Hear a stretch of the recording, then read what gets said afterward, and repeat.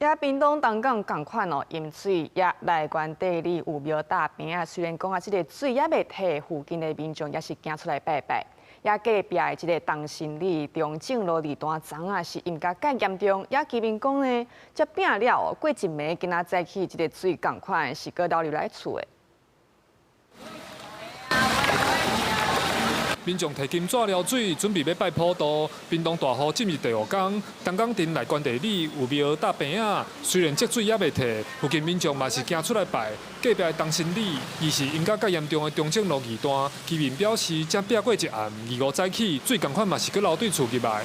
除了東港、嘉東鄉的淹水關度有較降啊，但是嘛也未完全消透。鄉公所準備過來台抽水機協助狀況較嚴重的居民。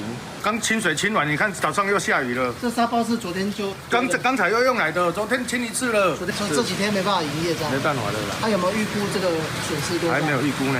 早一分鐘就打入來，你都完全攏款袂去啦。後台要擱一個要來。後壁擱來嘛是擱提心吊膽啊。因為屏東地區連續5天的大水雨，造成大量農作物損失。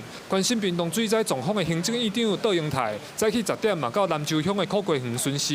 伊是農業部調公布農損補助條件，杜英泰希望鄉鎮效率會當提升。針對在野黨這名院長無要南下巡視災情，杜英泰嘛做出回應，來了解縣市的需求，或看看各地的狀況。行政院有相關必要的一些業務費用，還是被刪除。所以我們必須要做一定程度的限制緊縮。今天我跟總統是早就安排，前2天安排說我們各地，所以總統今天在台南、高雄，那我在屏東。所以拜託吼，另外你莫個下雨神啊啦，莫個把建物衝到啦。連一個會勘的經費也在30，在幹什麼？另外，伊是下晡有一對翁仔某佇萬丹鄉新莊橋附近出門無細意，予水流去，附近人大約5點外找到，消防和救援人員進入第2天的超找，不過查甫人目前下落不明。記者柯炳哲屏東報道。